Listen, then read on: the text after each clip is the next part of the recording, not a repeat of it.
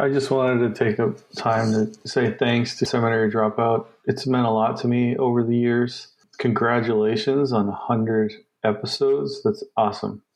I can't believe that you've done it, Shane.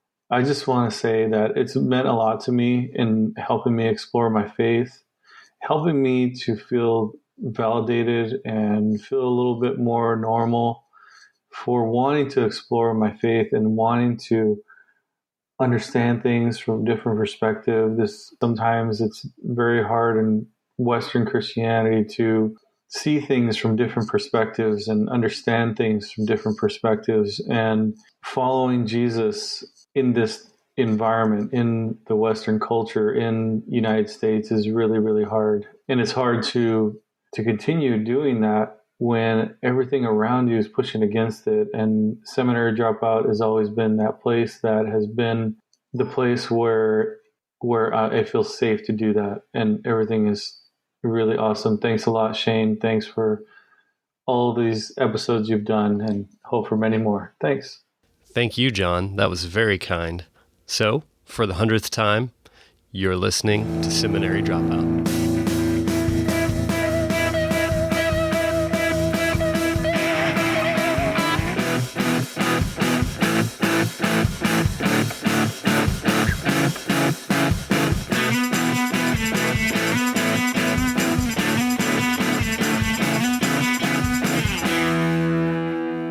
Well, friends, here we are. I literally cannot believe we're at episode 100. It's amazing how time flies. And I look up and I don't know how we got here, but it's been such a fantastic journey. I can't tell you how humbled I am to have gotten to know some of you a little bit, maybe on Twitter or Facebook, and a few of you in real life. It's been so wonderful, and I feel like I have a community all over the country and even all over the world. And so I want to thank you. That's what I want to start out doing. And by the way, people are asking, what are you going to do for your 100th episode? And really, it's going to be pretty much like any other episode. I wish I had time to go elaborate, do something really interesting. But if you like the 100 or the 99 episodes before this, you'll probably like this one. So the only thing I'm going to do special is thank you all right now. For any of you, if you've ever left a blog comment or tweeted to me or sent me an email, those of you who left ratings and reviews on iTunes, it's so humbling to read those and to know that people are benefiting from them, that their faith is changing and that they're growing. And I can't say it enough. Thank you, thank you, thank you. I tweeted this out a couple of weeks ago, but I look at my stats quite often because I'm curious about who liked what show and that kind of thing. It took Seminary Dropout 26 months to get 100,000 downloads. So I don't know if that sounds like a lot to you or a little, but 26 months to get 100,000 downloads. It took us 6 months to get to 200. So what that tells me is that it's growing, that more people are discovering it and are listening, and I have you to thank for that. And I hope that you feel ownership in that. In fact, that's one of my goals for Seminary Dropout in the future, is to be more of a community. And I hope that you feel like a little bit of it belongs to you, and that this is your victory reaching 100 episodes. So again, thank you. Thank you. I want to thank our sponsors. The current sponsor, Greatest Stories Ever Told Publishing. Thank you. I am so honored that people believe in the show enough to advertise on it, to sponsor the show. And so if you're listening and you want to help the show, the best way to do that is to go and support the sponsor. Buy the books that Greatest Stories Ever Told published. I've been talking a lot about Decoding Nicaea, which is kind of an overview of the Council of Nicaea, what happened there. If you don't know anything about the Council of Nicaea, you need to read this book. If you are a scholar on the Council of Nicaea, you need to read this book. It's so fantastic. And it's an easy read. It's a thick book, but it's easy, and you understand so much more about how we got where we are today from it. The other book that I've been talking about is Forgotten Gospel. That's about the real message of the gospel, that we often think of it as, being saved and going to heaven, and that's only a little part of it. And what does the gospel really mean? What's the Bible mean when it says the word gospel? That's really, really important. So please support our sponsors. I always have links to the sponsor on the show notes. If you listen from your iPhone and if you use the native app, when you're listening, you can click on the cover art and tap on it once, and it'll show you the show notes. I don't know if you ever knew that, but you can even follow the link in there to the sponsor or to wherever. So thank you so much. Also, thank you to my Patreon supporters, those who give monthly. Again, the idea that someone believes in the show enough to actually give money toward it is so humbling. And so if anybody is interested in that, you can go to supportseminarydropout.com. It's a very, very inexpensive way to support the show. So I think that's it. All right. Enjoy this interview with Jo Saxton. I think you're going to love it. I had a great time talking with her. Okay, here it is. My guest today is Jo Saxton. Jo's a director/communicator at 3DM, an organization that trains churches and Christian leaders to do discipleship and mission in an increasingly post-Christian world. Jo's the author of Real God, Real Life, and More Than Enchanting. She and her husband, Chris, have 2 children. They're also pastors at Mission Point Church. Jo, thanks for being with me. Thank you for having me. It's fun to be here. I want to spend a little bit talking about the context in which you grew up. Mm-hmm. I heard you say in an interview that you were from London. People will quickly gather you're from around that part yeah. by your accent. But you grew up in foster care until you were about 6, is that right? That's correct, yeah. Pretty much from the get-go, I had a foster mother who was a wonderful woman, and until not long before my 6th birthday. And so, obviously, foster care, all in all, not the most ideal situations, but it sounds like it was a fairly good experience for you. Yeah, it was really positive, to be honest. And I think there is an aspect to when it's all you know, that's all there is. So right. I wasn't looking at something thinking I should be somewhere else. I mean, it was perfectly obvious. It was an interracial fostering situation. So I knew my foster mother wasn't my birth mother. And I did see my mum from time to time anyway. But I think because it was my normal. It may not have been anybody else's, but it was my normal. So it worked. And it worked really well. She was a wonderful woman, and it was a really stable time. So I think it was probably only much, much later, like decades later, that I actually thought through some of the implications of that era. Not that I wasn't pretending to deny it. I would talk about it all the time, and I'd only noticed on people's facial expressions that maybe it was a little unusual, or that I was supposed to maybe feel something different. But yeah, like I said, it was my normal, so I'm quite used to it. And was it about that time when you were around 6 that you were exposed to a church that was doing some kind of missional work outside the walls? Well, it was a few years later. I came back to live with my mum when I was about 6, but just before my 6th birthday. And I think I did. I mean, it's weird to say. Well, it's not weird really for me, but I guess maybe it's odd to say that I did have a kind of awareness of God at that time. I wouldn't have said I was a Christian. There are a number of religious influences in our family. All the way from Muslim members of my family to those of no faith to those who had a kind of a mix of different beliefs. So there was always a sense of spirituality around. But it would have been a couple of years later when I was about 9. Yeah, I was about 9 years old. And at that point, I remember thinking, I need to do something.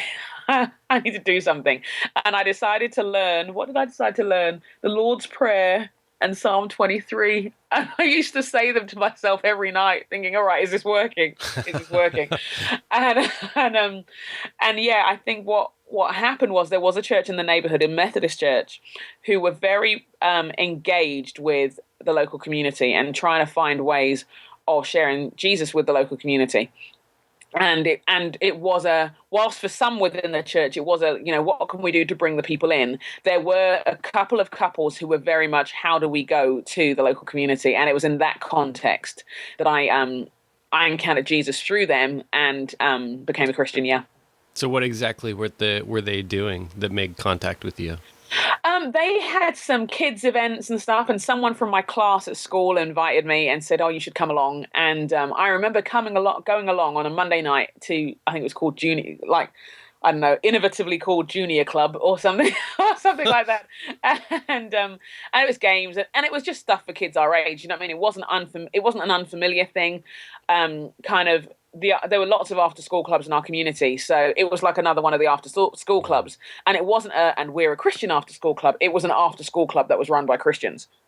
And what happened was, at the end of the night, they would always do a kind of God slot where people generally misbehaved through. I mean, fought with each other, picked each other's noses, that kind of thing. But there was this strand about them where they also invited you to a kids group. And if you went more than 4 times, you got a Bible. And to be honest, by the 4th time, you tend to be a Christian anyway. It just kind of happened. And so... through osmosis. Yeah, it kind of like, if you're going to go 4 times to a kid's Bible study on a Friday night, you're kind of interested. Yeah. You're curious already. You're on the path, shall we say. And I remember 2 particular things about them. I remember that they were very engaging as people. They were really interested in us and how our weeks were and how our life was and everything. And they were very explicit about Jesus. They were very explicit but by way of testimony, by saying, this is who Jesus means to me. This is what he's done in my life. This is who he is, kind of thing. It wasn't so much you should behave like this, you should do this. Obviously, if you were doing something illegal, they would perhaps say something, but it was very much a personal story being shared. And so in many ways, I remember wanting to know who they knew. I think that was my compelling thing. It was like, I want to know the Jesus you know. And again, because I'm not I wasn't raised in a background where this was part of our vernacular all the time. It wasn't that it was never mentioned, but all the time. I was trying to work out what it meant for Jesus to live in your heart, as it were. It's a very terrifying prospect. I just didn't understand the language and what they meant. But these were kids I saw at school, so I just wanted to know I wanted their friend to be my friend. I think was the intriguing part of it to me. I think that's such an interesting experience to have, because I feel like for most of us, definitely those who grew up in church, but probably also those people who came to Christ later in their life, whatever the first church experience you have kind of sets the template for what you expect church to be, you know? Yes.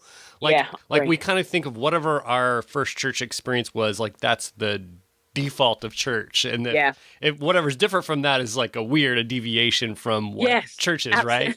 Yes, absolutely. It seems like that must have really made an impression on you to think like, well, what churches do is they go outside their walls and they minister to people and love on people. And that must have been really impactful for you, even, going forward, and what your expectations for what church is and does. I think that's so true. I love the way you put it, because I think you've articulated something which I've only said clunkily to people, but very much so. I have said to people in the past, I feel like not that everything I learned, but the foundations were laid between the ages of 9 and 12. And that when I come back to the roots of my faith, there are a number of key things. One was, it was a Methodist church, so every year we would pray the Methodist covenant prayer, and it says things like, I am no longer my own but yours, put me to what you will, rank me with whom you will, let me be employed for you or laid aside for you. And it's this long prayer of basically surrender to God. And it was this sense of your life was not your own. And I mean, it's one of the most meaningful prayers for me that I ever pray, because it comes back to that time. I think another thing was, you're right, the sense of ongoing mission. The whole buzz of the kids group was, who are you going to invite and who are you going to go to? We were sent ones from the very, very beginning. That was part of being a Christian. It wasn't, and now Christians do evangelism. It was an integral part of expressing your faith. Good news was too good to keep to yourself. you're going to tell somebody, we're going to pray about it, we're going to plan about it, we're going to do stuff together. And it wasn't about bringing people in. It was about going, because we were all from very eclectic homes. Put it this way, in my group of friends, I was seen as from the stable family. So I think there was an obvious need. It's like, this is someone that everybody needs to know about. The other aspect of it, looking back, was that although it was a Methodist church and very traditional, I mean, it was like a 5-hymn sandwich on the Sunday morning and stuff. I mean, it really was. You got up and sat down so much you got dizzy. But in the youth group and in the children's ministry, I guess we'd call it now, they were very committed to people exploring the gifts of the Holy Spirit. And so very early on, I do remember I think about it now, and I don't know whether to cringe, laugh, or just be thankful. But I remember when I was 10 years old, the children's leader coming up to us and said, we're really sorry. We needed to tell you more about the Holy Spirit. And Holy Spirit's a person. You just need to go and invite him in. You do that in your own time. Do that in your own time, and have a look at the gifts of the Spirit. And in 1 Corinthians, pick one, see what you want. Ask. I know. Here's a pamphlet. Here's your pamphlet. Ask one, and they're like, "We're really sorry. We should have mentioned this earlier." But they were coming into an awareness of the Holy Spirit themselves, so they're like, "Oh gosh, we want our kids to know about this. The Holy Spirit will help you live the life you want to lead. He empowers you for today. He also has some gifts. He also has some fruit. Have a prayer about which fruit needs to grow. Have a prayer about what gifts you want." And so I do remember going home and thinking, "Okay, clearly this is hard to do without the Holy Spirit. I want in." I went home. I remember getting on my knees and saying, "Holy Spirit, come. I need you to fill me up." And I went to bed, and I figured he did it because I asked. I mean, that was it. There was no. I'm so grateful for the simplicity. There was no like, "Oh, did I have a feeling and did I pressure myself?" And it was like, well, I asked. Of course he's going to come. He knows I need help. So and I remember looking down, I thought, the gifts I would like discernment, because I want to know the difference between good and bad, because I'm always getting in trouble. So I should probably know in advance. That was my philosophy. And then I thought, I'll pray for tongues because, well, it sounds like a bit wacky. So why not? That sounds fun. It sounds like fun. I mean, literally, that was it. And I do think, yes, I do think it gave me an expectation to see God move in power. And we did see God do amazing things even when we were young. We did see people get healed. We did see the Lord do miracles. We had an expectation to see people come to faith. We had an expectation that we would participate in what God was doing in the world. We used to sponsor, these were the 80s, so we used to sponsor missionaries who were smuggling Bibles into the former Soviet Union and stuff. And we loved, do you know what I mean? That was a part of our faith, and it gave us we had a quite global picture. I mean, obviously we were kids, so we weren't walking around quoting the Bible all the time. We were beating each other up and all sorts the rest of the time as well. But yes, it was a real formative time. I'm so thankful. And so during this time, you would have been, I think you mentioned earlier, were you back living with your mother? Yeah. What did she think about all that? Well,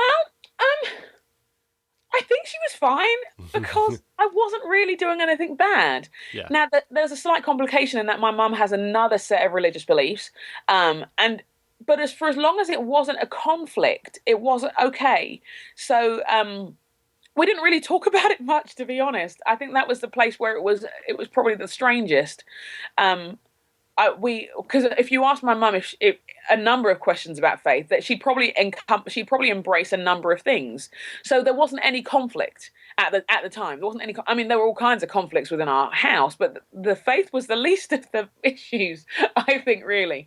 And so for a while for a long while actually it was fine. It wasn't particularly an issue because I think it was there wasn't anything hostile about knowing Jesus. And I don't know whether people thought I'd grow out of the degree of intensity that I felt about it, but there wasn't anything terrible. I was wanting to be a better person. I was wanting to see the world changed. I was wanting to see God do good things. I was wanting to be a missionary. In some ways, it was quite innocuous. My impression is that London, even then and especially now, is way ahead of the United States in terms of being a post-Christian society. Yeah. You feel like that made a difference? It's funny. It's funny you say that because I think some of me and my English friends talk about this. And in terms of one of the challenges of moving to the States, and I felt called to the States as a missionary, not because that's not to say anything negative about the States. I just felt that's where God sent me. You know what I mean? In the purest sense of the word, missionaries are ones who are sent. I felt like I was sent here.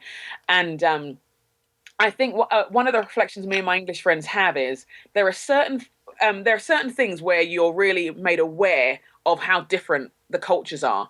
One is that for us as when you're a young adult, let's say when you go to college in England as a Christian, you have made decisions about your faith. You have to have made decisions about your faith, because otherwise, why are you the only person not getting drunk with your peers? Why are you not sleeping with everybody when you can? What are you doing on a Sunday? And why are you doing that? Why are you spending your money that way? You've made very explicit decisions about your lifestyle. There is no cultural there's no reason to be a Christian when you're in college. There's no parents to say faithful to. There's nothing like that, because no one expects that of you. And so it's really interesting in a context where there have been I say this knowing that different parts of the States have very different cultures. It's like 7 countries really, but at the same time there was no Christian subculture in this, not in the same way as here. So it's interesting, like watching the politics and all that kind of stuff. It's fascinating because it's taken me years to get my head around some of the questions that are asked and stuff. I think it's made me, maybe I don't feel quite so threatened by change here, because Sure. in some ways, I say it jokingly, but I say, we've seen the future and it's okay. You're making it. You're right. But it does strip away the power bases, but I don't know that that's always a bad thing. Yeah, absolutely. I think I would imagine that from your point of view, coming to a place that is still somewhat entrenched in Christendom, is a real double-edged sword. I mean, if you're in conversation with someone here in the States and mention that you're a Christian, they definitely don't bat an eye, and it may grant you some some privilege with the person you're talking to. Yeah. And then the other side of that is that there's nothing different about it. Like it almost becomes nothing because it is so the water we swim in here. Totally. And I in the first couple of years when we first moved, we lived in Arizona, and I would say it was a shock to us. I was really stunned, and partly that was probably my own cultural arrogance of thinking, hey, I am a missionary to change the world and all that kind of stuff. But I think there were assumptions about what we thought politically. Sure. There were assumptions like for us in the UK, and in the extremes of Christianity, and I think it would be fair to say, even wherever you are on the spectrum, I think this would be true. The environment is a spiritual issue. Taking care of the environment was an integral part of being a Christian, and so I was really surprised when I was called a tree hugger. Because I was like, I'm sorry, what? Why am I a tree hugger? All I'm saying, you mean a Christian? Yeah, I'm like, what? All I'm talking about is recycling. I'm just asking where a recycling can is. That's really low level. I'm not even talking zero waste. I'm not even talking composting or anything like that. I'm just talking about. I just want to put my soda can in the blue can. Totally. That's all I'm asking. But I think for some people were really surprised, and they're like, "Oh, are you that kind of tree hugger type?" I'm like, I'm just saying we've been given an environment to steward. I don't want to blow it up. I don't know if it's a bad thing. Or I'm saying, actually, our environmental choices affect people. They affect people, other people. They may not be people nearby, but it affects people. And so that was a real shock to me. The assumptions that came along with it, the assumptions of a good life, the assumptions of what that good life would look like. It felt a bit behavior modification styly from time to time, rather than faith and stuff. I think there were some things were cultural, like in England, people are it takes us a long time to get our head around the kind of gun culture in the US. I think I remember in our first few years in the UK and the US, we had to help people understand that because we drank a beer, did not say certain things, did not go the whole direction people took us to. So when I talked about us when we started our college ministry, we started back in Sheffield this is years ago. We started by gathering in the pub on a regular basis, and people were like, I'm like, well, that's where people are. So, it's a living room. That's all it is. It's a living room. So yeah, it's been an interesting journey. To say the least. That seems like it would really make you separate out, okay, what is what is cultural, like what's a cultural taboo and what is really important in following Jesus. Absolutely. And it made us really refine things. I think for me, it made me think, well, if someone tells me they're a Christian and it's not how I understand Christianity, I'm not going to judge them. I'm going to assume they are. And I in the end, I made this decision in my mind. I thought, you know what I'm going to do? I'm just going to talk to them like they're Christians then. If we're all Christians, great. I'm going to pray for you in public just like I do at home. I'm going to talk to you about Jesus just like I do. I'm going to ask you what Jesus is doing in your life. And then you'll either not be a Christian and eventually become one, or you will be. So we're good. So either way, a win-win. It's a win. It's a win. And I do remember some very, very strange looks I got from people as I started doing that. I mean, I felt fantastic, but I do remember people being slightly weirded out by me in that. But hey, it was either that or saying no. I didn't like the idea of coming to someone and saying you're not a Christian, really. Right. And actually what you need to know is this, and you don't know that. That's not very empowering, you know. And I look and I just thought, well, you know, who knows what people have been given access to. And I remember some friends saying, we just didn't know all that was Jesus did that too. That was all there was to it. And in that case, it's a journey of discipleship, isn't it? It's a journey of, as you're in friendship with people and walking and doing life with people, you're sharing your life, they're sharing their life, and you learn from each other along the way. And it was once I got that around my head, it was a lot easier. And here in America, where we're still in a lot of Christendom stuff, people can go, people from extremes of a political spectrum can both claim to be Christians. Yes. And not be sure about what that means exactly. Yes. I feel it gets very enmeshed within one's own national identity from time to time. I'll say that. No doubt. Well said. I think it does get entangled. And I don't know that that's always helpful. Probably almost never helpful. Yeah. And when I say I don't know, I mean I really do know, and it's not helpful. Stop it. I mentioned in your intro that you're the chair of the board for 3D Movements. Yes. I wonder if you could describe to me a little bit about what 3DM does and what your role is there. Yeah, it was actually born out. I mean, the best way I can describe it is it was born out of our story, really, as a church called St. Thomas's in Sheffield, in England, in the north of England. And in the 90s, we were trying to work out, well, throughout our time, you're always trying to work out how do you play your part in the Great Commission. And it was this post-Christendom context, recognizing that just because you built it, no one was coming. Do you know? I mean, no one cared. It wasn't that people were hostile. It was hostile was long ago. Do you know what I mean? It was just beyond irrelevant. And so we were having to learn tangible ways of doing mission and discipleship effectively. And out of that journey together, we stumbled on what we would now call missional communities, which are basically groups, extended family-sized groups of people, not necessarily physical family, but relational family kind of thing, who have a missionary focus in their given context. It could be around a sports team, it could be around an activity, it could be around their neighborhood, and they're unapologetic about knowing Jesus and making him known. But you don't have to be a Christian yet to belong and be part of that community. We were trying to. There's a wonderful part in, I think it's John 1:14, in the Message version of it, it says the word became flesh and moved into the neighborhood.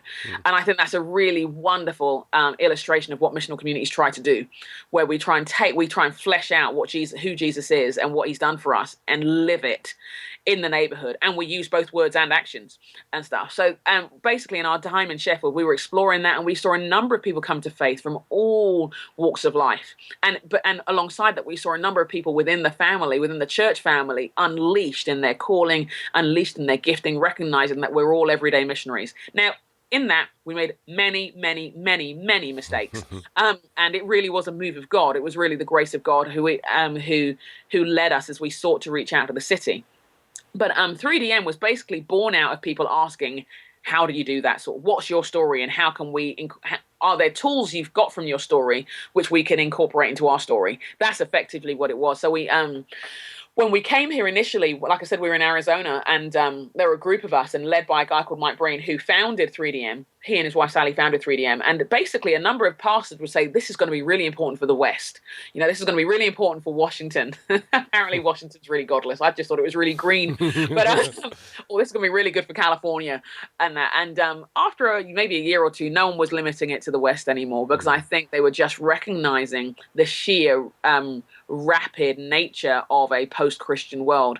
And you have a choice in those moments. Do you pull up the drawbridge and hide in your Christian context and subculture, or do you empower yourself and recognize your Christian subculture as a place of empowerment to be the rescue team for a broken world? So what we do is we do a number of things. We coach church leaders. There's some content that might grow over the years, which again is retelling some of the stories of what we were and what we learned. And we do learning communities with churches around the country who are looking at and exploring how they do mission. We work with church planters. We just want to equip everybody to play their part. Really, I think that's the thing. Knowing that when people are given the tools, they can innovate till their heart's content and really go for it in their context. We don't want to tell people what to do. We want to empower them to do what they've always wanted to do. I've met so many burnt out pastors. I don't know about you, but people who went into ministry with a real passion, and then they found themselves in a meeting for the next 15 years. And and they've lost sight of their passion. They've lost sight of their calling. Their families are done with church.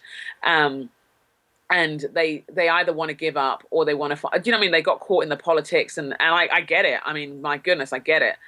But what it's meant is for some people, but working with us has been a means to the end of restoring their first love and restoring their original call, which is great. It's great to see. It really is.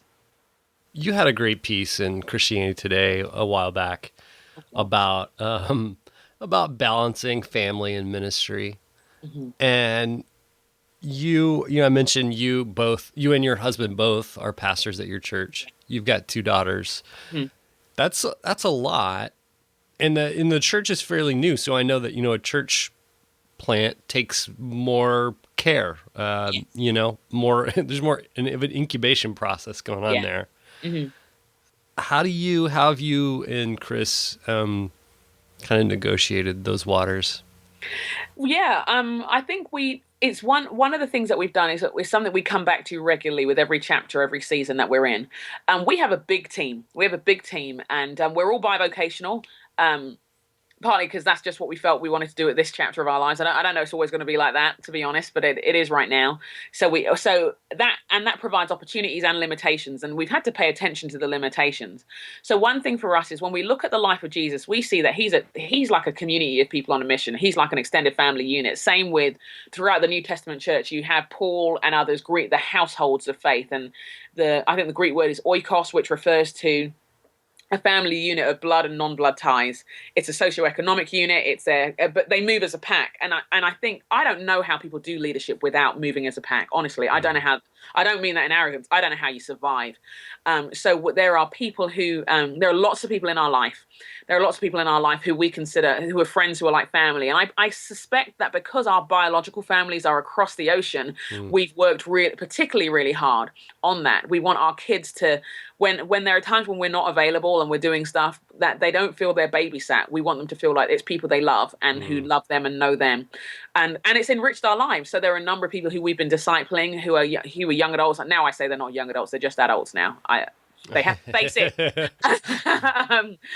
Who invest in our kids. And they come along to recitals, they come along to gym meets, they're part of their lives anyway. And they may have been single, but they've been a wonderful contribution to our family. And it's not just them sitting at our table and their lives getting sorted. It's them sitting at our table and saying, hey, I've noticed this with one of your kids. And so I brought one of our friends who brought this engineering game because they noticed one of our kids was really into the sciences and stuff. Things that I wouldn't have picked up on or known what to do with when I picked up on it. They've enriched. And again, when me being I'm a Londoner, but I'm a Nigerian Londoner. Extended family is the modus operandi with Nigerian culture. So it's not that alien to me to recognize. I realized as an adult that half my aunts weren't actually blood relatives. I'm like, is there anybody who's not blood? Anybody? But then at the same time, when it's our wedding, they all turn up and they treat you like they're your kid. And so you know what I mean? It works at certain, there's a certain beauty to it. But I think with the way we make our lives work is that we have an oikos, we have an extended family unit, and we do that together. We're constantly looking at how we empower other leaders. And so sometimes leading means getting out of the way.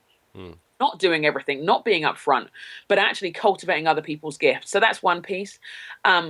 We are pretty disciplined about date nights or date days or afternoons, things like that for our own. And we make sure we're investing in ourselves and investing in each other. We're investing in our children. We're pretty committed to the kids feeling like this is part of their mission as well. So it's really funny hearing them say, hey, it's so cool that we planted a church. And I'm like, oh, great. But at the same time, it's like, that's exactly what we want you to feel. Yeah. And so sometimes when I travel, they travel with me. And it's harder on one level, but it's better on another. It's richer. Yeah. I want them to experience what God is doing all around the world and to see this as part of their normal Christian life. It means you get to see these adventures and you get to ask God, how can I get in on what you're doing somewhere else? I think that's been a key part. And also we've just had to learn the word no. We really have had to learn it, use it, and have other people in our lives who can say, yes, really great that you want to do that, but no, you can't do it. You can't do everything. You are not superhumans. You are part of a team. And as such, let the team work with you. And I think the beautiful thing is with a kind of family on a mission, as it were, when you're raising them up, it's not just so they can do the jobs you don't want to do. It's not just it's not like, oh, I don't like admin, you do my admin. It's more that you're empowering them to play their part. And so part of it is there's a joy, and there's a joy in having people alongside you, but there's also this growing capacity because they're really envisioned and they're really emboldened, and you're seeing them rise up. And so that, in some ways, that does some of the stuff for you. It's not because it's not about you doing the work and people dragging behind. It's about you propelling people forward, and that's helped us a lot. It's been really helpful to look at the life of Paul and look at the life of Jesus and ask, how did these guys do it? How? Not just what did they do, but how? And when you look at the amount of people who are part of it, you realize that you trying to be a superhero is stupid and should be left to Batman and Wonder Woman all by themselves. Yeah, and it's also, being a superhero is much more unglamorous than it looks like. Totally. And you wear weird clothes. I mean, let's put it out there. Underwear outside your pants? What's that about? It's wrong. Let's talk about Mission Point for a little bit. Yes. How long has Mission Point been around now? Mission Point is nearly a year old. It's a wee baby. It is a baby. It's barely walking. It can't wipe its own mess up yet. And you were in California before that, is that right? Yeah, we were in California. Before that, we were working with a church there. Then we moved to Minnesota, and we actually were part of another church, and we were doing all this missional stuff. And it just became very apparent that there were, how can I put this nicely? I'm not sure if I can, so I'm going to do my best, and you can just laugh at me. It just became apparent that the church wanted to go in a different direction. And when I say the church, I actually don't mean the entire church at all. There were just certain parties within it. And you either make that a really messy situation, or you make it a clean one. So we made it a clean one. Sure. We just made it, and not just Chris and I. There were a large group of us who thought, you know what, we don't want to make this messy. We have to be as helpful. You've got to respect what people want. In the way they want it, and so a number of us decided to go a different direction, and in that you kind of have this kind of pruned back feeling of thinking, oh God, what do you do?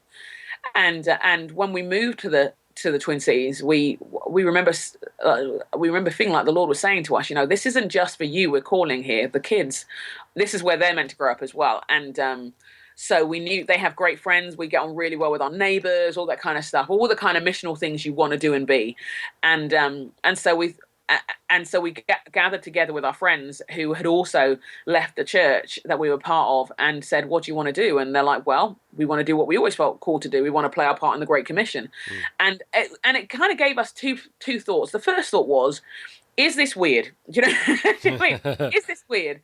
Because you don't want to do anything out of defiance. It's not like that. It's not about, no one's got time for that. And on one level, if you look at there are some fantastic churches in the Twin Cities. There really are. Just amazing. What people were doing, some insane things, of every group, of every ethnicity, of every denomination, just doing insane things. So on one level, you're like, this is superfluous. It's not needed. Mm-hmm. But then you look at the amount of people in the city, and you're like, you know what? I think we all need to ask when we're planning our next church. And so that was the perspective we landed on. It's like, can we justify not planting when we all feel called to it, and there is a lot of work to be done?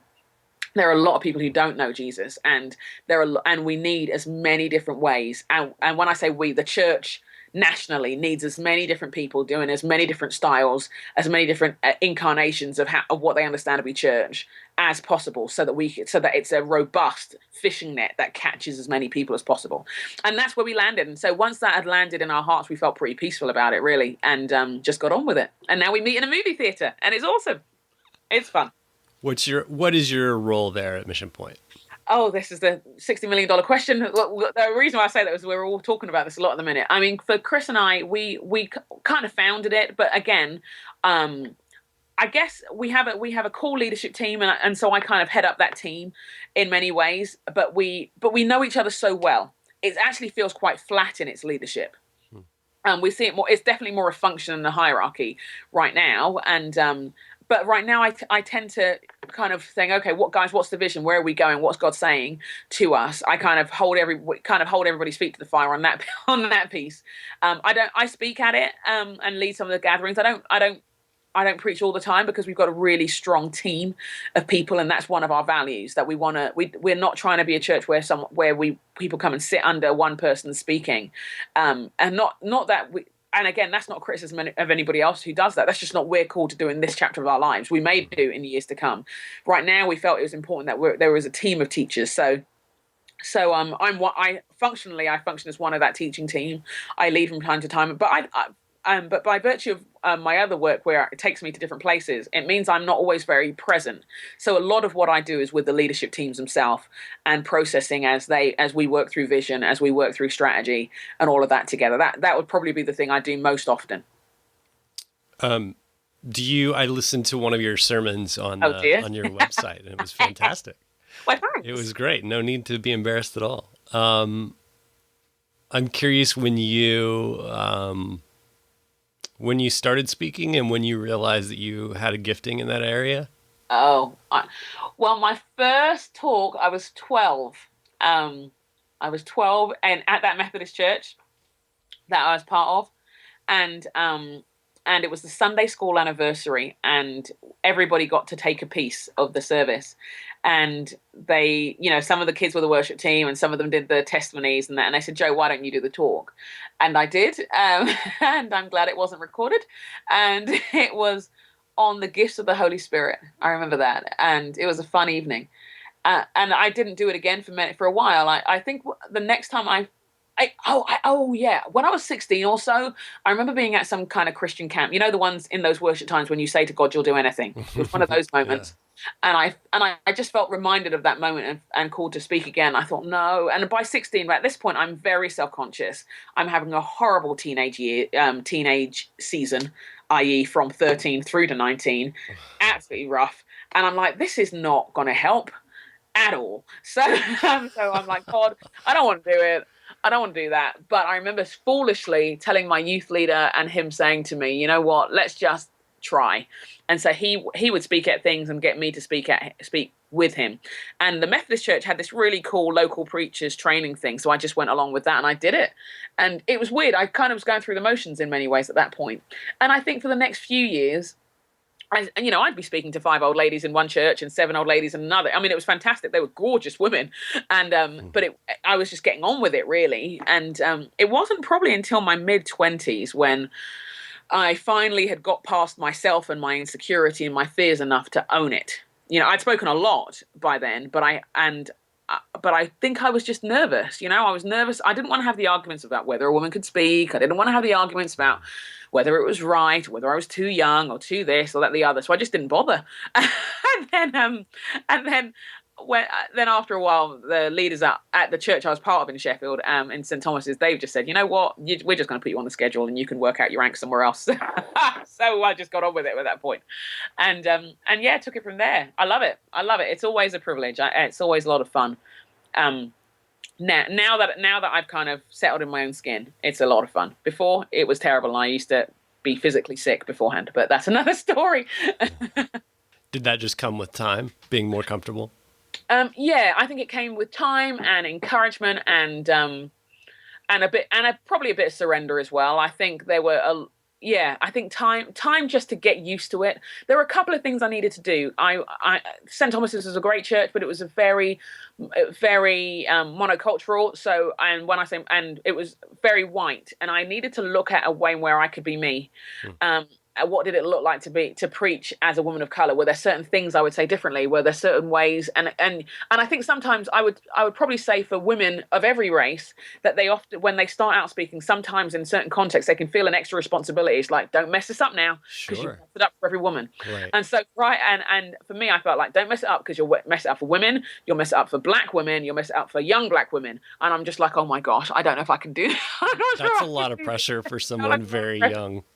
And I just thought, oh my gosh, the many mistakes I could make. And I think what helped was there were leaders who gave me some real good feedback. I did theology at college, which helped as well, and it helped me work out how I would process the text and stuff. And then alongside that, I think there was a day when I thought, right, I can't work out what I'm supposed to be, so I'm going to look at who I like in culture, and I'm going to just think, what kind of communication am I often captured by, and that just helped me process the way the Lord had wired me. I just needed something external to bounce off, to think out how he'd wired me to speak. So I wasn't trying to be anybody else, and I wasn't trying to be a weirder version of someone else's style. There came a point where I had to say, okay, God's called me. And so therefore he's very aware of my foibles. He's very aware of my ways, and he's very aware of what he's dealing with here. Get on with it. And that helped a lot when I ironed that out. And I think I landed on a couple of things which just held me firm. And one of those was I like to make people laugh when I can. And I like to be really challenging. And I feel like if you're going to be really challenging, you have to also make people laugh. And I think if you're going to be really challenging and make people laugh, you have to be really honest. And so I try to do those sorts of things when I'm communicating. I don't try to be challenging. I just feel I need to be honest. And then the rest comes with it, I think.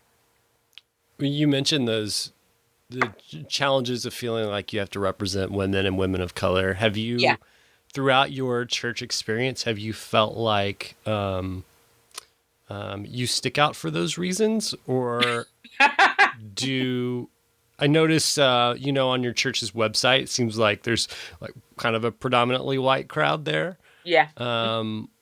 What's that experience been like for you? Gosh. It is. Yeah, I do feel it. I'm so used to it now that I don't talk about it very much. But yeah, in most contexts I'm in, I'm the only woman of color there. In most contexts, or there are two or three of us. Yeah. Me and Amina Brown have this joke where people often mistake us for each other, and so, no. And so we talk about how I said, look, I can't do spoken word, love. So. No, so I've had people congratulate me on her wedding. Oh my gosh! People have asked her about my kids. I mean, it's that kind of thing. And I on one level, it's just quirky and funny. It makes me laugh. On another level, I'm like, really? Sometimes it's lonely. I'm not going to lie. Sometimes it's lonely. I think sometimes it's been challenging when you. I think particularly this last year has been hard with where as nationally we've processed Ferguson and Eric Garner and that, and obviously I'm an African Brit. I'm not an African American, so my history is very different. But there are certain things which are very similar, and experiences that are very similar. And and there are certain things that just off the bat, obviously that I feel, and so that's been interesting to process that. But I didn't end up in a white majority context by accident. I felt called to it. There was a point in London when I was about to join a black majority church, and it would have been my idea of heaven, to be brutally honest with you. Musically, it was a mix of Africans, like Ghanaians, Nigerians, Jamaicans. Do you know what I mean? It was my part of London, and there were white people in it too, but not many.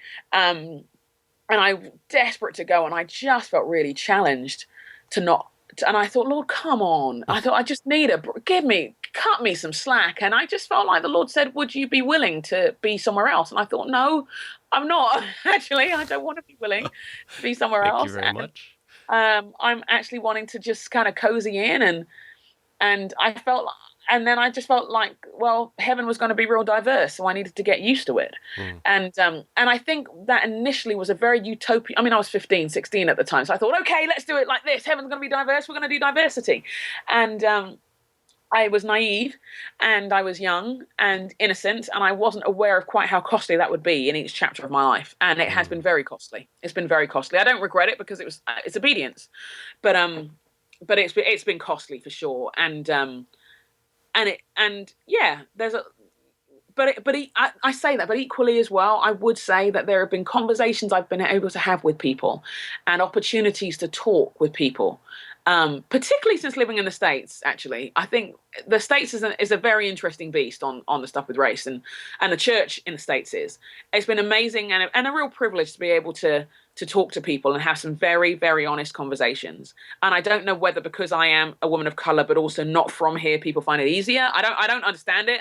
I just know in those moments when it happens, I need to say what needs to be said. And so, yeah. Yes, I feel it, and I'm always praying for opportunities to change the stats. I'm always looking for opportunities to change the statistics on that one.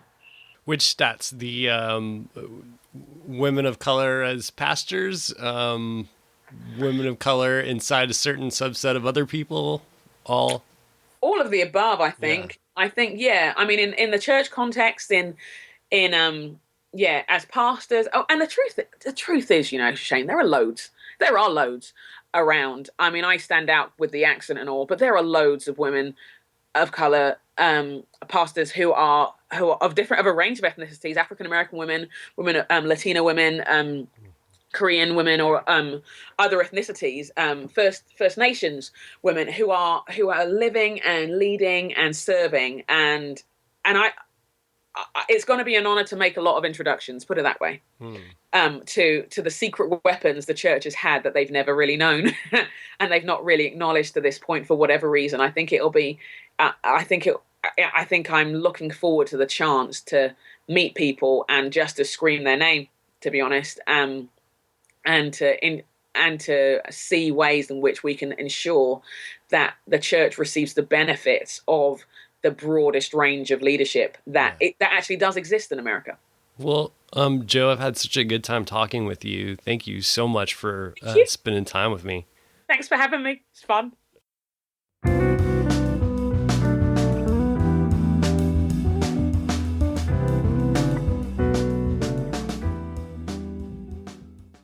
Thanks for joining me for another episode of Seminary Dropout. Remember, you can find all the show notes for this show and all shows at shaneblackshear.com. Oh, and hey, have you ever thought about starting your very own podcast? I bet you have. And I think you should do it. In fact, I've created a course just for you to teach you everything that I've learned over the last couple of years producing Seminary Dropout. So if you're interested in podcasting and want to learn how, go check out my course. You can go there by typing in podcastingforeveryone.org. And you can get a special discount by typing in the discount code Seminary Dropout, all one word. That'll give you 25% off. So go check it out. If you have any questions, let me know. Okay. Thanks to those that left ratings and reviews on iTunes this week. Remember, that keeps the show front and center. Also, remember, you can find me on Twitter at beardonabike. That's at beardonabike. Also, I'm on Facebook, facebook.com/ShaneBlackshear123. And remember that Seminary Dropout is listener supported. You can visit supportseminarydropout.com and press Become a Patron. Remember, this music you're listening to right now is by D.L. Rossi. You can find him online on iTunes and at dlrossi.com. All right, thanks again for joining me for another episode of Seminary Dropout. Stay tuned for next week's episode. Love you. Take care.